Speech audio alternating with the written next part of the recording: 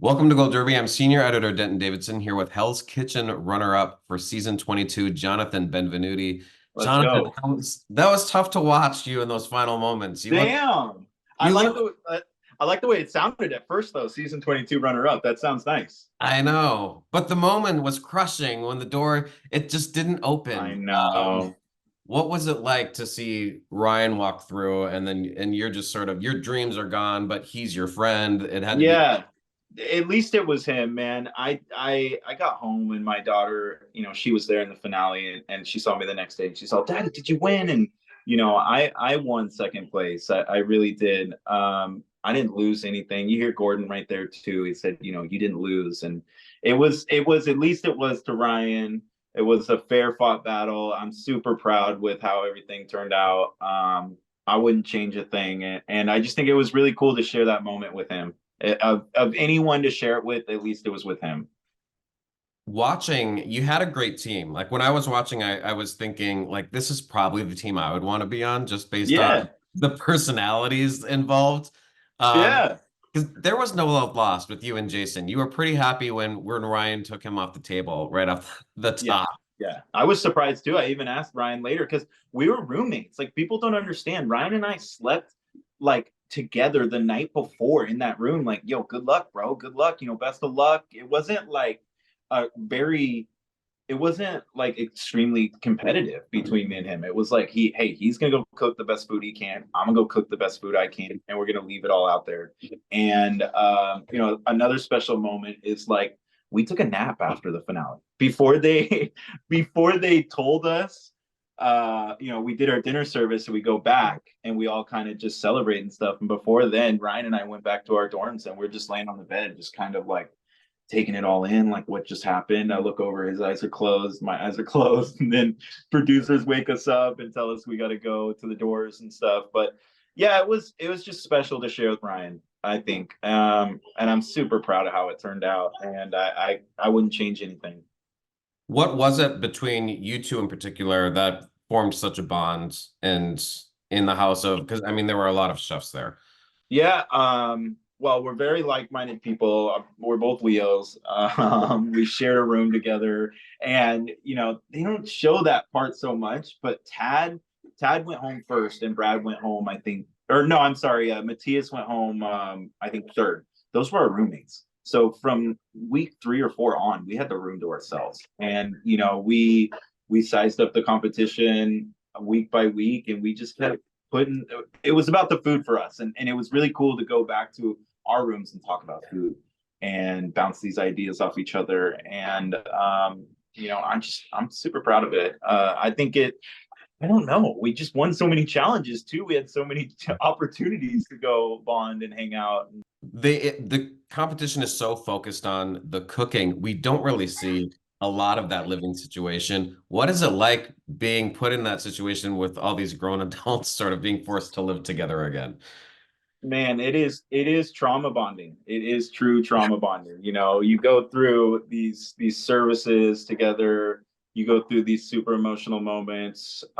You're pushing yourself creatively, emotionally, and you look over and you see the people that you're living with doing the same thing. It's kind of like your brothers at arms. Like Demir was a great brother of mine. We connected a lot about like faith, video games. You don't really know these people until the moment you step in that kitchen. So you have all this time, no phones, no outside world, no TVs. You have all this time to get to know these people. And I had Sammy over last week watching the episode where we went down to the final three, sitting on my couch, and sorry, and thinking to myself, if I had told Sammy on camera that, or off camera, that in that moment that you would be at my house watching this, you would never believe me. And now we're the best of friends, and I talk to Ryan 4 times a day. We just got off the phone earlier. We talk all the time. I'm actually going down to Miami with Sammy to visit Ryan for the finale. So we talk all the time. Demir I spoke to for like 3 hours the other day, just chatting about life and food and stuff. So I think for me, that's probably the coolest takeaway. It's the friends and the cast and the camaraderie. Yeah. And you had some great highlights. One of the most impressive was that pop-up opportunity at the Florida resort. Yeah. So what's going on with that? And have any other opportunities came from this experience that you can share with us? I don't have any information on the Sunseeker pop-up yet. I'm still waiting to receive that information. That was a great moment. No, just these conversations with these chefs like Suzanne Going, giving me such good feedback on my pork chop. That was a special moment. That was a special dish.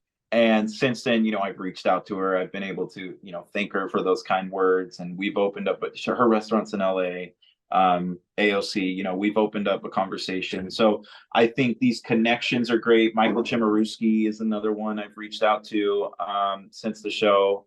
A lot of just people will listen to me now. Before it was the starving artist, and now it's the starving artist who's got like a little footage to back it up, and and it's great. I'm still, my dream is to open a restaurant, and my dream is to own my own concept with these comfort dishes that are chef driven. And I'm still waiting for that, but until then, like, this has just changed my life completely. I wouldn't change a thing. I wouldn't change my life, any of the process, anything that's happened. It's been absolutely surreal. And yeah, that's not a bad Rolodex to have for some references. Yeah. Yeah. You were the first to receive a black jacket this season. Yep. So what was that moment like? Did that feel like really going from one level to the next within the Yeah. competition? Is that like a pivotal moment? It did. It really did for me.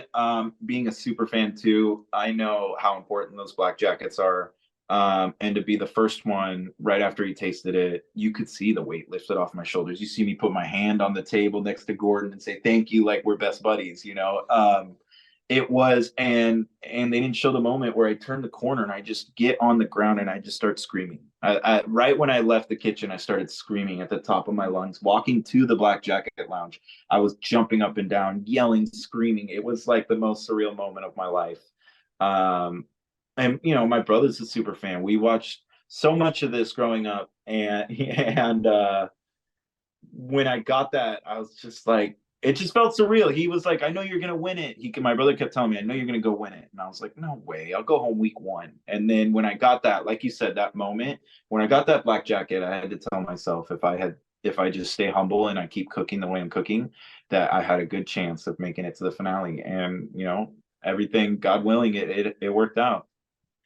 Well, you've watched the shows growing up, so you had to know he had a sharp tongue. So Yeah. why did that moment the next day hit you so close to home? Like it Well, impacted your entire day.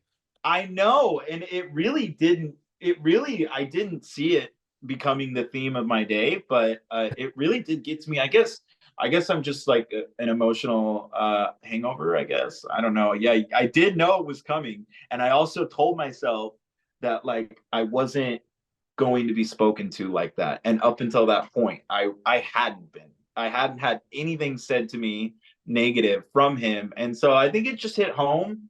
And that moment with him one on one was super special because it did feel like an apology, and I did get to tell him I was embarrassed for taking it personal. So, I have no regrets. I think, did I take it a little personal? Sure, but it is who I am, and it's a chance for me to grow emotionally and mature from that. So, I think, yeah, I think I should have been more well prepared on for that moment. Yeah. I mean, you're not an idiot sandwich. I mean, we've all seen that gif going around. So things could have Yeah. been things could have been worse for Yeah. you. What was the toughest competition that you had, or what was the toughest challenge throughout the competition that you can remember outside of the finale, of course, but just Mhm. those weekly challenges? The weekly challenges. The pasta one was tough for me. I didn't do well that day. I found them to be really fun. And I think that that was like my biggest takeaway as a chef is like, you never know. It's like freestyling. It's like a freestyle rapper almost. It's like, can you think quickly, 45 minutes, 30, 35, whatever it may be. Each one was different.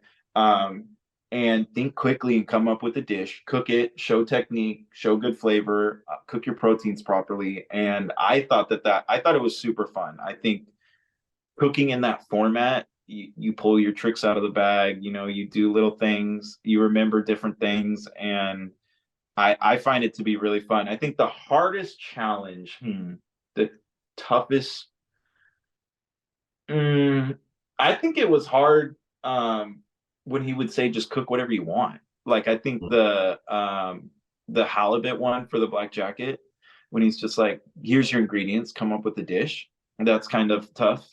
Fusion Day was pretty tough because I didn't grow up eating Japanese Thai food. So that was different. I do enjoy eating it, but to cook it, that was a great day. That was a great dish. So many good challenges. I'm so proud of those challenges and how I did and the way things turned out.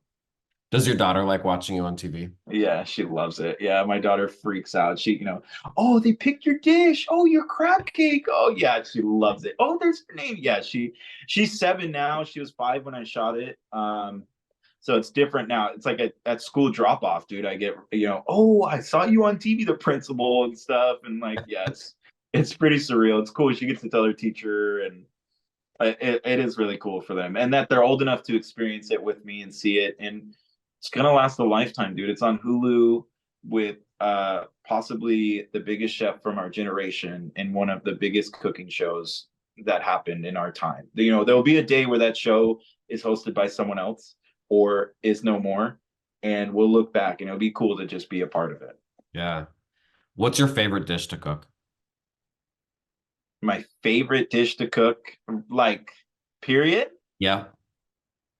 I mean, I really like comfort food, like dinner. Like last night, I made chicken thighs and some snap peas and made some rice and stuff. I try to cook on the weekdays with the kids. Pork chops. I like seafood. I love caviar and oysters and all those high end ingredients. I try not to put myself in a box, but I found as I'm getting older as a chef and my career goes on, is that I tend to fall back on these flavors that are familiar to me that I grew up eating, and that tends to be my favorite. Is those rustic things that mean a lot to me. And what would you rather order in a restaurant than cook yourself? When I'm in a restaurant, I tend to pick something that I wouldn't cook for myself. So something that takes a lot of prep, maybe a braised meat. I like to go, I'd rather get fish than steak. I know what a medium rare fillet tastes like, so I'd rather see if they can cook, if their wood fire fish is better, or tend to order a lot of appetizers when I go out. That's a great way to see the chef's flair, is just order a ton of appetizers, family style. That's my favorite way. Well, it was a fun season to watch. Johnathan, Thank you. congratulations on how Thank you you. have fun with Ryan and Sammy at the watch party. It sounds like a good Thank time. you. And best of luck with everything. Thanks for chatting with me today. Appreciate it. Thank you so much. I appreciate it. And